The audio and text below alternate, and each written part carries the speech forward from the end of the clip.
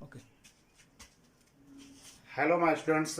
This is your student sir from LL Coaching Online Classes.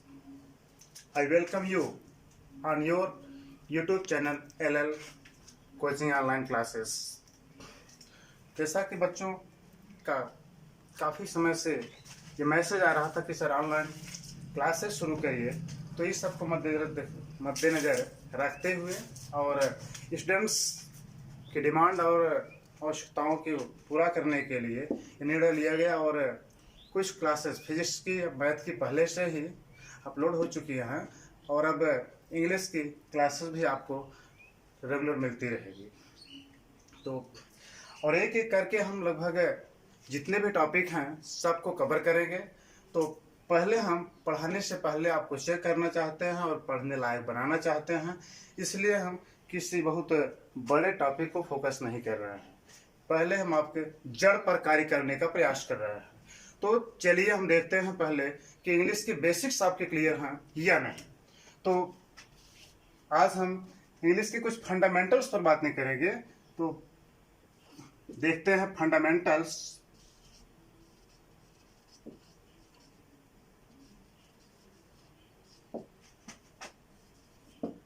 Of English. Fundamentals of English. विद्यार्थियों, जब हम English को पढ़ना शुरू करते हैं तो ये जानना जरूरी होता है कि इंग्लिश क्या है, व्हाट इज इंग्लिश। तो आप लोग आंसर दीजिए। तो हम देखते हैं कि इंग्लिश एक लैंग्वेज है और जब हम किसी भी लैंग्वेज को पढ़ना शुरू करते हैं आंसर मिलता है कि इंग्लिश क्या है, एक लैंग्वेज है। स्टूडेंट्स, इंग्लिश क्या है? लैंग्वेज। यस, क्या है? लैंग्वेज। गुड।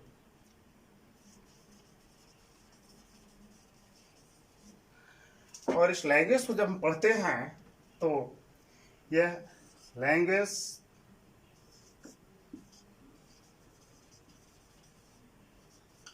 ग्रामर,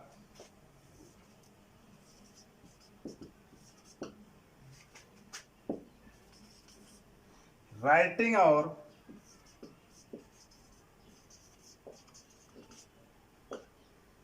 लिटरेचर, ये तीन रूपों में हमें मिलता है। तो यहाँ लिटरेचर के अंतर्गत हम प्रोज,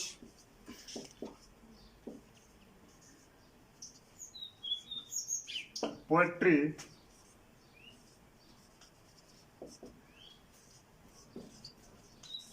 शॉर्ट स्टोरी और ड्रामा को पाते हैं। तो लिटरेचर के अंतर्गत स्टूडेंट्स हमें प्रोज, पोएट्री, शॉर्ट स्टोरी और ड्रामा पढ़ने को मिलता है।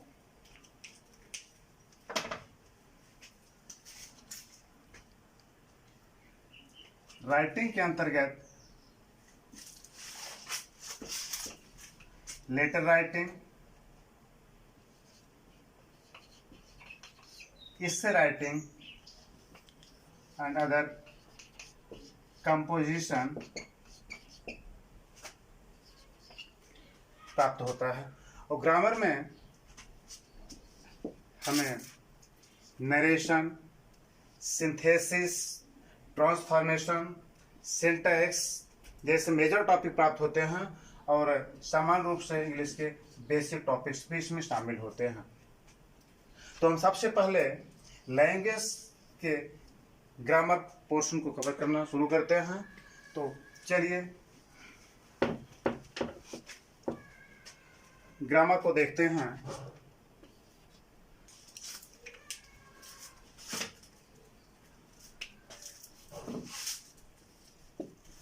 ग्रामर क्या है?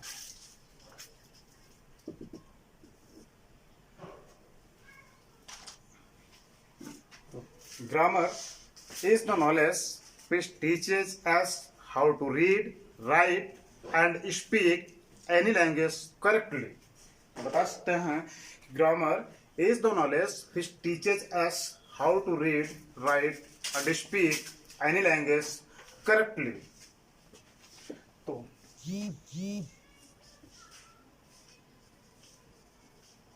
grammar is the knowledge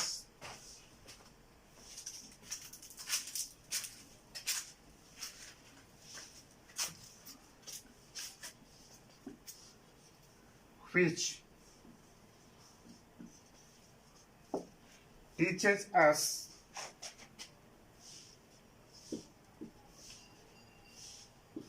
how to read,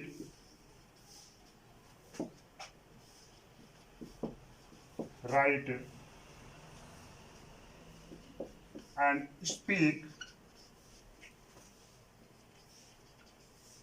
any language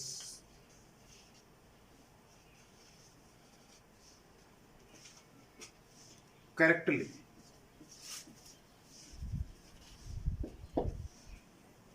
Grammar is the knowledge which teaches us how to read, write, and speak any language correctly. It means every language has its own grammar. Without grammar, we cannot study any language correctly. तो grammar को shortly हम देखें इसी matter को, तो हम बता सकते हैं कि 3 प्रकार के कौशल। विद्यार्थियों को तकनीकी खराबी के कारण वीडियो कुछ देर के लिए पॉज हो गया था, तो चलिए हम फिर शुरू करते हैं, उसको आगे बढ़ाते हैं।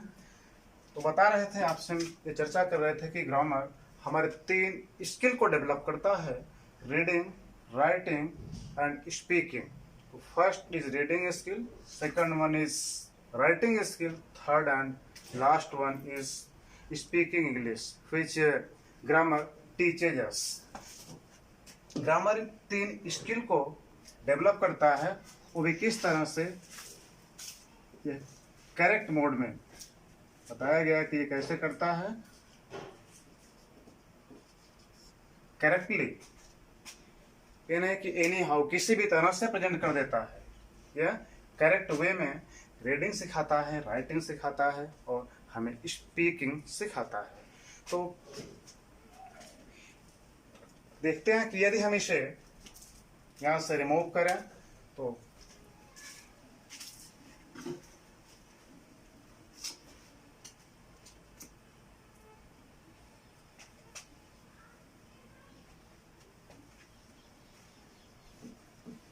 इतना छोड़ते हैं, तो ग्रामर टीचेज अस, पूरा के बाद हम इतना देखते हैं कि ग्रामर टीचेज लैंग्वेज। तो लैंग्वेज के विषय में क्या क्या सिखाता है कि उस लैंग्वेज की रीडिंग कैसे की जाए, राइटिंग कैसे की जाए, स्पीकिंग कैसे की जाए। पर डायरेक्टली देखते हैं ग्रामर टीचेज लैंग्वेज। यदि हम आपसे क्वेश्चन करें या कोई तथ्य आपसे बताएं जो इस तरह से हो कि गाय हमें दूध देती है, आप बिल्कुल उसी तरह कथन है जैसे ग्रामर हमें लैंग्वेज सिखाता है। और यदि आप दूध से परिचित हैं तो आपके मन में कभी भी किसी तरह का क्वेश्चन नहीं उठेगा। बिल्कुल आप परिचित हैं, हाँ दूध क्या है, इसका क्या महत्व है, हम क्यों यूज करते हैं, सब कुछ जानते रहेंगे। तो कह रहे थे कि यदि हमें कहते हैं कि गाय हमें दूध देती है, दूध से हम बिल्कुल परिचित हैं, सब कुछ उसके बारे में जानते हैं, तो हमारे मन में बिल्कुल भी किसी प्रकार का कोई क्वेश्चन नहीं आएगा। ऐसे यदि हम कहते हैं कि ग्रामर हमें लैंग्वेज सिखाता है, तो यदि हम लैंग्वेज से परिचित हैं तो हमारे मन में किसी तरह का कोई क्वेश्चन पुट अप नहीं हो सकता है। बट यदि हम लैंग्वेज से परिचित नहीं हैं तो तुरंत हमारे मन में क्वेश्चन उठेगा, ग्रामर हमें लैंग्वेज तो सिखाता है, but what is language, language क्या होता है, ये क्वेश्चन तुरंत मन में उठेगा। तो जिन भी स्टूडेंट्स के मन में क्वेश्चन उठ रहा होगा, चलिए इसको भी हम देख लेते हैं कि व्हाट इज लैंग्वेज। इसको नोट कर लीजिए, इसका स्क्रीनशॉट ले लीजिए।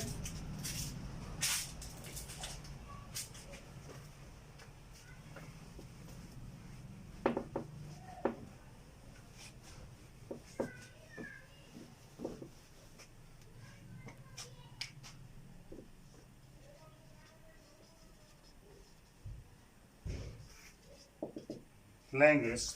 लैंग्वेज मीन्स भाषा होता है। लैंग्वेज का कार्य क्या है? जिस तरह से हम कहीं पर भी यात्रा कर रहे होते हैं, बीच में नहर हो या कोई नदी हो, इसे पढ़ते हैं, तीन एक तरफ से दूसरी तरफ ले जाने के लिए पुल एक माध्यम का कार्य करता है। बिल्कुल इसी तरह से लैंग्वेज भी विचारों को एक तरफ से दूसरी तरफ ले जाने और दूसरी तरफ से अन्य तरफ ले आने में मदद करता है। बिल्कुल कंपेयर करें तो हम पा जाएंगे कि language is nothing but bridge. Language पुल के सिवा और कुछ नहीं है। तो कुछ इस तरह का फिगर हम बना लेते हैं। जैसे पुल पैसेंजर को एक तरफ से दूसरी तरफ ले जाने में, ये पैसेंजर इस पुल के माध्यम से इधर आ जाता है और कोई पैसेंजर बी है और यह पैसेंजर बी इस पुल के माध्यम से अन्य तरफ आ जाता है। बिल्कुल ऐसे ही लैंग्वेज भी एक मीडियम का कार्य करता है, बट वहाँ पर किसी पैसेंजर का नहीं बल्कि विचारों का आदान प्रदान होता है। मीन्स लैंग्वेज एक ऐसा माध्यम है जो विचारों की अभिव्यक्ति करता है और उस अभिव्यक्ति में विचार एक तरफ से दूसरी तरफ और दूसरी तरफ से अन्य तरफ जाते और आते हैं। तो इसको हम डिफाइन कर सकते हैं, डेफिनेशन इसी तरह से ले सकते हैं कि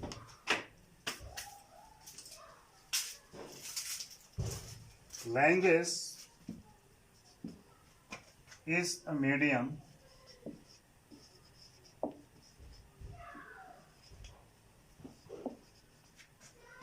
for expression of thought, for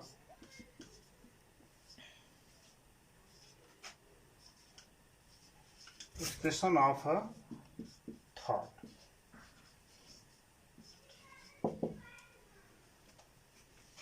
communication use नहीं किए क्योंकि आवश्यक नहीं है कि लैंग्वेज में कम्युनिकेशन हो। कम्युनिकेशन आवश्यक नहीं है, लेकिन एक्सप्रेशन आवश्यक है। विचारों के अभिव्यक्ति के माध्यम को भाषा कहते हैं। मीन्स भाषा विचारों के अभिव्यक्ति के लिए आवश्यक होता है। आदान प्रदान प्राय बुक्स में और सब जगह अन्य क्लासेस में भी आप क्वेश्चन कहीं भी सुने होंगे, देखे होंगे, जिसमें लिखा और बताया गया होगा कि लैंग्वेज एक ऐसा मीडियम है जो विचारों को कम्युनिकेशन करता है। लेकिन कम्युनिकेशन करने की कोई गारंटी नहीं होती है।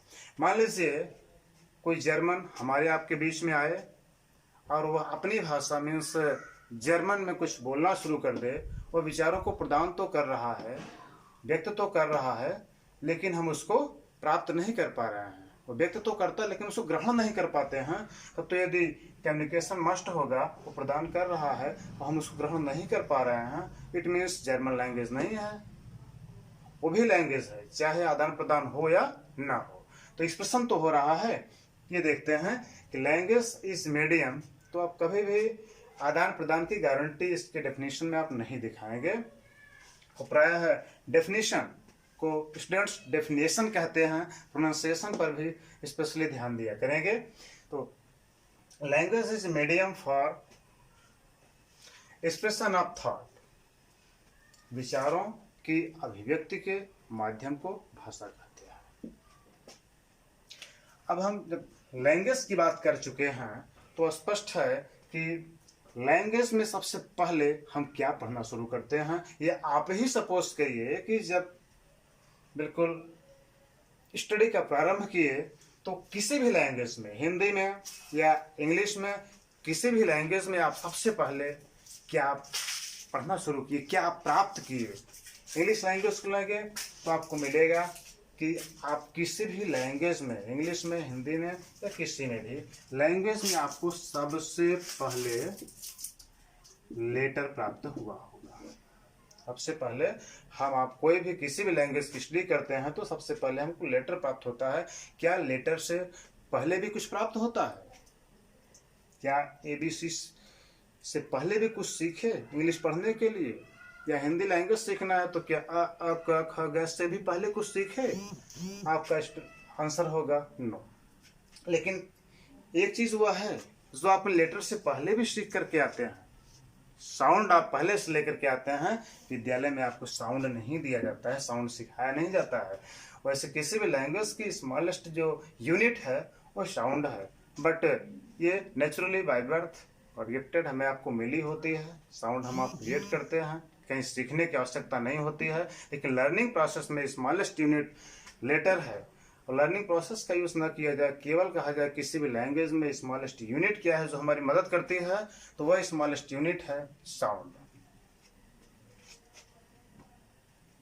तो लेटर को थोड़ी देर के लिए रोक करके हम पहले साउंड पर ही बात कर लेते हैं। साउंड किसी भी लैंग्वेज की स्मॉलेस्ट यूनिट होती है, बट इस क्वेश्चंस पर मीनिंग नहीं होती है। आप बहुत प्रकार के साउंड सुने होंगे, कहीं किसी वस्तु के टकराने की आवाज़, कहीं जूते को आप नीचे गिरा देते हैं उसकी आवाज़, या डिफरेंट टाइप्स ऑफ साउंड आप सुनते होंगे। इसका ग्रामर या लैंग्वेज से डायरेक्टली कोई संबंध नहीं होता है। और साउंड की स्टडी को क्या कहते हैं कि इंपॉर्टेंट क्वेश्चन बनता है, एकेडमिक में ही नहीं, कंपटीशन का भी बहुत अच्छा क्वेश्चन है। What do we call the study of sound in language? In science नहीं, लैंग्वेज की बात कर रहे हैं। व्हाट do we call the study of sound in लैंग्वेज? बता सकते हैं, स्टूडेंट्स जानते भी होंगे, नहीं जानते हैं तो देखें।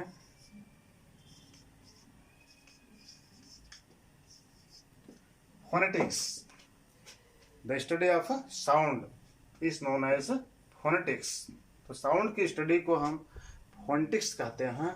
ये तो लैंग्वेज में हो गया, लेकिन यदि हम साइंस की बात करें तो लैंग्वेज में है, बट यदि हम साइंस की बात करते हैं तो साइंस में, साइंस के स्टूडेंट्स देख रहे हैं, पढ़ रहे हैं, वो बताएंगे कि what do we call the study of sound in science.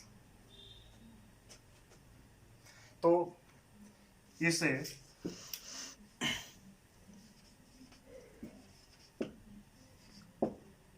अकाउंटेक्स कहते हैं। Acoustics study of sound is known as acoustics. No, acoustics.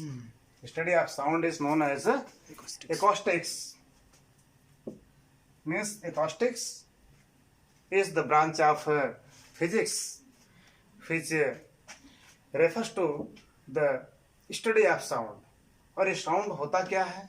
Different types of waves होता है जो हम सॉलिड्स में, गैसेस में या लिक्विड्स में प्राप्त करते हैं। आप साउंड को सुनते हैं तो हम बता देते हैं किसी ठोस का साउंड है, किसी लिक्विड से आने वाला साउंड है, या ये जो वेव हमको वेव के साउंड सुनाई पड़ रहा है ये किसी गैस का साउंड है। तो वो साइंटिस्ट जो एकॉस्टिक्स की स्टडी करते हैं, उस पर वर्क करते हैं, उनको क्या कहते हैं बता सकते हैं? बताइए स्टूडेंट्स। तो इसे हम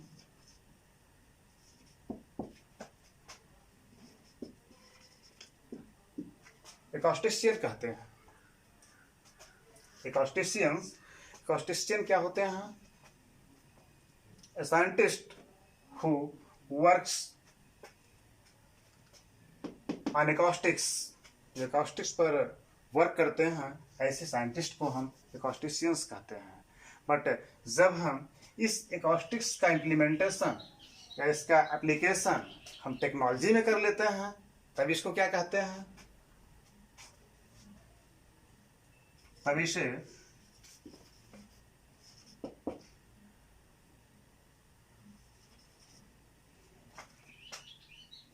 एकॉस्टिकल इंजीनियरिंग का नाम देते हैं। Means the application of acoustics in the field of technology is called acoustical engineering. तो साइंस के पोर्शन को यहीं छोड़ देते हैं, तो फोनेटिक्स को कवर करने के लिए इसको साइंस में ना आप समझ बैठें कि study of sound is called phonetics of science के सेंस में ना समझ बैठें। इसके लिए हमें डिफरेंस यहाँ क्लियर करना चाहे तो साइंस का मैटर है, इसको यहीं छोड़ते हैं। आगे फोनेटिक्स की बात कर रहे थे, तो फोनेटिक्स में साउंड की बात कर रहे थे, तो हम देखेंगे कि इंग्लिश लैंग्वेज में कितने प्रकार के साउंड होते हैं। इंग्लिश लैंग्वेज की स्पेशली बात कर रहे हैं तो साउंड्स कितने होते हैं। तो इंग्लिश लैंग्वेज हैज 44 साउंड्स।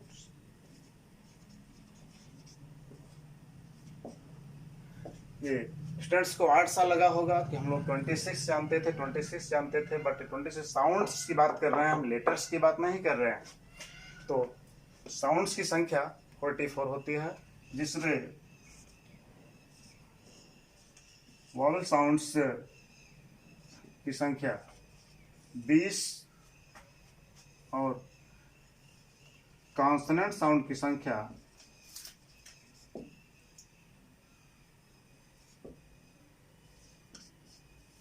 24 होती है।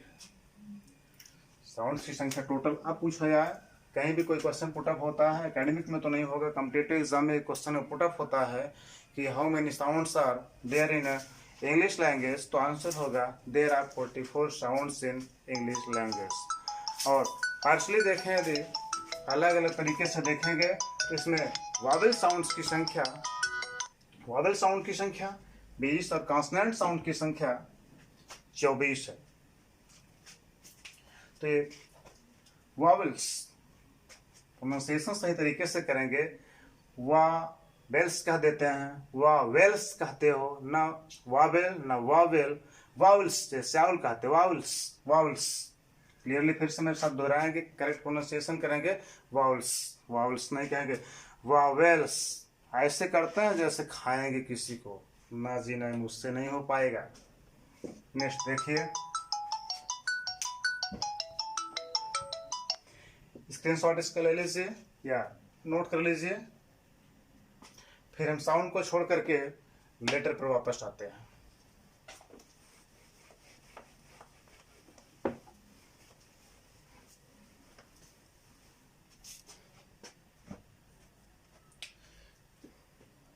मीनिंगफुल सेंस में देखेंगे तो लेटर को ही किसी भी लैंग्वेज की स्मॉलेस्ट यूनिट एक्सेप्ट किया जाता है।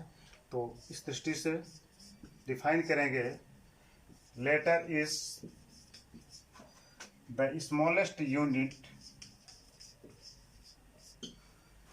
Letter is the smallest unit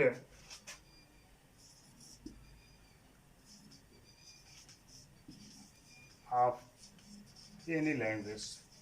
प्रत्येक भाषा में, प्रत्येक लैंग्वेज में लेटर्स होते हैं और स्मॉलेस्ट यूनिट का कार्य करते हैं। जिस तरह से आप देखते हैं मॉलिक्यूल्स, परमाणु का कार्य होता है डिफरेंट ऑब्जेक्ट्स में, बिल्कुल उसी तरह से। या बायो के स्टूडेंट हैं तो आप देख सकते हैं, आप कह सकते हैं कि letter is the cell of language. ये किसी भी लैंग्वेज का सेल होता है, सबसे छोटी यूनिट होता है। डिफरेंट लैंग्वेजेस हो सकते हैं। तो जब आप लेटर को सीख लेते हैं तो नेक्स्ट प्रोसेस में आपके टीचर्स, सर या मैडम जो भी रहे होंगे, आपको बताए होंगे कि डिफरेंट लेटर्स को कंबाइन करना, डिफरेंट लेटर्स को कंबाइन करना आपको बताए होंगे। और जब डिफरेंट लेटर्स को कंबाइन करना आपको सिखाए होंगे तो वहाँ पर आप जैसे as, am, fan, cat, bat, red, पहले ऐसे ही छोटे छोटे वर्ड्स आपको सिखाए होंगे। मीन्स जो भी वर्ड सिखाए होंगे उसमें आपको कॉम्बिनेशन ऑफ लेटर्स मिला होगा, ग्रुप ऑफ लेटर्स मिला होगा। तो नेक्स्ट प्रोसेस में, नेक्स्ट स्टेप में हमें देखते हैं लेटर्स को कंबाइन करके वर्ड जब बनाते हैं तो आखिर ये वर्ड क्या होते हैं। या लेटर्स को ही जब हम पढ़ते हैं, एक दिन में विद्यालय में जा करके 26 लेटर्स को नहीं सिखा दिया गया। मीन्स इंग्लिश हैज या इंग्लिश अल्फाबेट हैज 26 लेटर्स। इसमें लेटर्स की संख्या 26 होती है और एक दिन में 26 लेटर्स हमको नहीं सिखा दिए गए हैं, बल्कि वही सीखने में आपको काफी समय लग गया है। ये सबको लग जाता है। तो जब पहले 2-4 लेटर, 6 लेटर, 8 लेटर करते करते हम 26 लेटर्स तक पहुंच जाते हैं, तो पहुंच जाने के बाद हमारे पास एक ग्रुप हो जाता है, लेटर्स का एक बंडल हो जाता है। लेटर्स का एक बंडल हमें प्राप्त हो जाता है और वो बंडल जो लेटर्स का होता है, उसी बंडल को, उसी ग्रुप को हम अल्फाबेट का नाम देते हैं। जब ए टू जेड, ए से लेकर के जेड तक जितने भी लेटर्स होते हैं वो सीक्वेंस्ड वे में, प्रॉपर वे में सब हमें एक ग्रुप में प्राप्त होते हैं, तो इस ग्रुप को ही हम अल्फ़ाबेट का नाम दे देते हैं। तो आप जब ए टू जेड सीख लेते हैं तो सीख जाने के बाद आपके टीचर्स आपको बताए हैं कि ये है क्या, देखते हैं।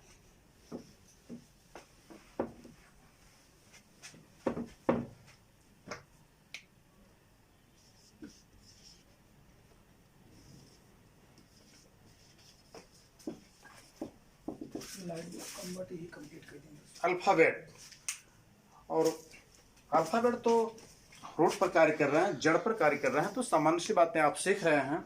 लेकिन ये अल्फ़ाबेट वर्ड कंपटीशन में भी आपके सामने उछाल दिया जाता है। किस रूप में?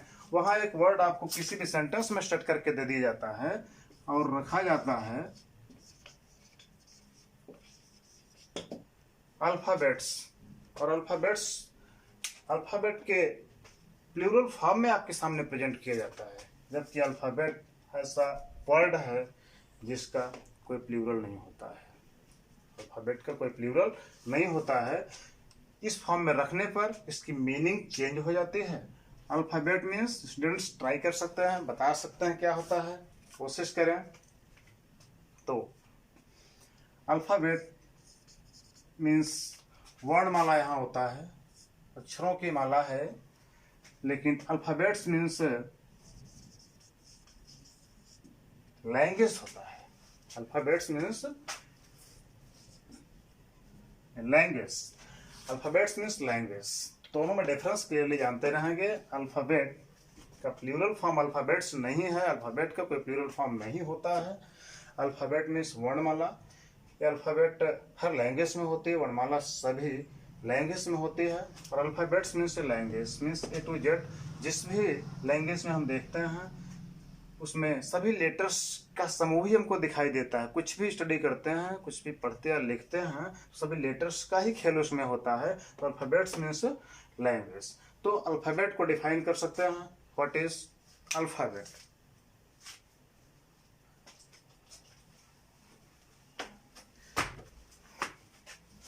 अल्फ़ाबेट मीन्स, बचपन से स्टूडेंट्स को सुने होंगे, सीखे होंगे वर्णमाला के नाम से। तो वर्णमाला, वर्ण मीन्स अक्षर। जैसे आप फूलों की माला देखते हैं, नोटों की माला देखते हैं, या अन्य किसी भी तरह की मालाएं आप देखते हैं, ऐसे भी ये क्या है, लेटर्स की ही तो माला है, वर्णों या अक्षरों की ही तो माला है। लेकिन उसमें कुछ कंडीशन, कुछ शर्त है। ये नहीं कि किसी भी लेटर को कहीं भी रख दो, सभी लेटर्स को रख करके कह दो कि ये वर्णमाला है। क्या फूलों की माला किसी फूल को कहीं भी लगा करके टेढ़े मेढ़े हुए किस जगह में कहीं भी ऐसे रख दें, ये धागा लें और उसको ऐसे हम फैला दें, और फैला देने के बाद जगह जगह पर फूलों को भी हम एडजस्ट कर दें, यहाँ व्यवस्थित करके लगा दें, लगा देने के बाद क्या आप इसे फूलों की माला कहेंगे? मीन्स कोई धागा है जिसमें फूल लगे हुए हैं हम कह सकते हैं, लेकिन फूलों की माला इस स्ट्रक्चर को कभी नहीं कह सकते। ऐसे ही किसी भी लैंग्वेज के सभी लेटर्स यदि ग्रुप में हमारे सामने आते हैं, उनको पा करके भी हम उसको अल्फ़ाबेट नहीं कह सकते, उसको वर्णमाला नहीं कह सकते हैं। कुछ उसकी भी शर्त है कि वो एक निश्चित क्रम में आने चाहिए। यदि उनका क्रम निश्चित नहीं है, निश्चित स्थान पर वो नहीं है, तो ऐसे समूह को हम अल्फ़ाबेट नहीं कह सकते। तो डिफाइन कर सकते हैं इन सब शर्तों को पूरा करते हुए कि alphabet is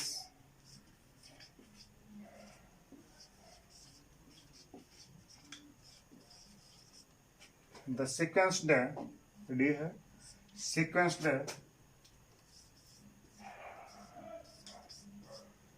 group from the first letter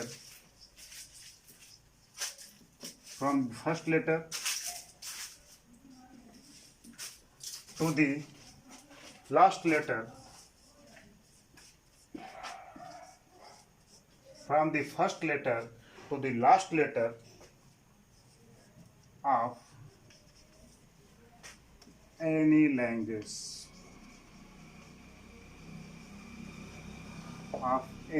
तो किसी भी भाषा चाहे जो हो, सभी में अल्फ़ाबेट होते हैं।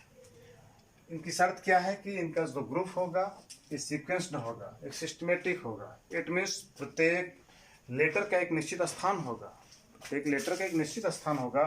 स्पष्ट होगा कि इस लेटर के पहले या इस लेटर के बाद में आने वाला लेटर कौन सा होगा। हर लेटर का अपना स्थान, हर स्थान पर लेटर निश्चित होते हैं, इसी को सीक्वेंस्ड ग्रुप कहते हैं। तो इंग्लिश अल्फ़ाबेट में 26 लेटर्स होते हैं। इसको हम इस तरीके से भी समझ सकते हैं। मान लीजिए कोई कैरेट है, एक कैरेट सेब हम लेते हैं और उस सेब के कैरेट में सेब की संख्या मान लेते हैं कि 26 है। और ये 26 हैं क्या, एक सेब मान लीजिए ए है, दूसरा सेब बी है, तीसरा सेब सी है, ऐसे ही 26 तक आप चले जाएंगे जेड, यही सब है। तो एक एक सेब का ये नाम है ए, दूसरा से बी, तीसरा सी, डी, ई, एफ, सी, एस, इसी तरह से सब हैं। तो ऐसे 26 लेटर से ग्रुप में हैं। तो यहाँ से एक एक को निकालेंगे, जैसे कहें कि एक सेब निकाले ए, दूसरा निकाले बी, तीसरा निकाले सी। ऐसे ही जो अल्फ़ाबेट है कैरेट की तुलना आप अल्फ़ाबेट के साथ कर सकते हैं। और इस अल्फ़ाबेट में एक लेटर आपको ए प्राप्त हुआ, दूसरा बी प्राप्त हुआ, तीसरा सी, डी, ई, एफ, इसी तरह से जेड तक बढ़ते चले जाएंगे। तो क्लियरली बता सकते हैं कि यहाँ पर अल्फ़ाबेट के अंतर्गत वो भी इंग्लिश अल्फ़ाबेट में स्पेशली लेटर्स की संख्या 26 है, जो कि इस तरह से आपके सामने। और इसको करेक्ट वे में लिख कैसे सकते हैं, जिससे कि एक ही शर्ट में अल्फ़ाबेट के दोनों पार्ट्स क्लियरली आपको दिखाई देते रहें। तो पार्ट्स ऑफ अल्फ़ाबेट में देखेंगे कि N alphabet has 2 parts, that is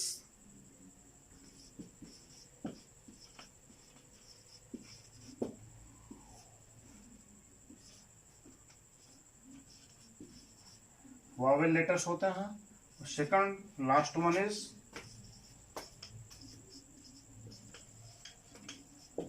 consonant letters होते हैं। वावेल लेटर्स, कॉन्सोनेंट लेटर्स, ये दो ग्रुप में दिखाई देते हैं। तो अल्फ़ाबेट में लेटर्स की संख्या 26 होती है और यहाँ वावल्स की संख्या 5 और कॉन्सोनेंट्स की संख्या 21 होती है। It means alphabet is equal to vowels plus consonants. और इनके अतिरिक्त कुछ ऐसे भी लेटर्स होते हैं जो सेमी वावल्स होते हैं, या इनको सेमी कॉन्सोनेंट्स भी कह सकते हैं, जो वावल्स का कार्य करते हैं, साथ साथ एज वेल एज ये कॉन्सोनेंट्स का भी कार्य करते हैं। ये डब्ल्यू एंड वाई होते हैं, वाई एंड डब्ल्यू, ये दोनों लेटर्स ऐसे होते हैं जो सेमी वावल्स होते हैं, या इनको सेमी कॉन्सोनेंट्स भी कह सकते हैं। तो हम अल्फ़ाबेट के 26 लेटर्स को आप बार बार लिखे होंगे, बार बार पढ़े होंगे। एक बार सीक्वेंस वे में देख लेते हैं कैसे इनको लिखा जाता है। आप LKG से ही A to Z लिखे होंगे, बट इसको देखिए क्या रियली आप इस फॉर्म में कभी अल्फ़ाबेट के लेटर्स को रखे हैं।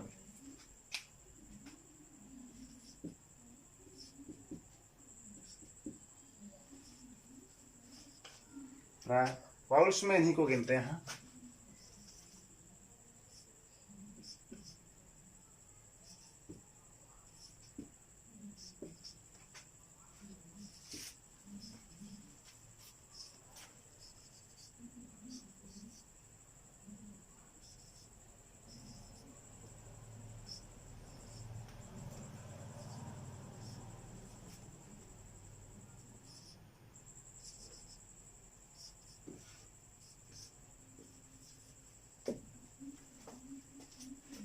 ये दोनों फॉर्म्स दिखाई दे रहे हैं क्लियरली। तो ये जो ग्रुप एक लाइन का है, यही वावल्स है। बताया कि अल्फ़ाबेट्स में लेटर्स की संख्या 26 होती है, जिसमें वावल्स की संख्या कितनी होती है, अभी अभी आपको बताया वावल्स की संख्या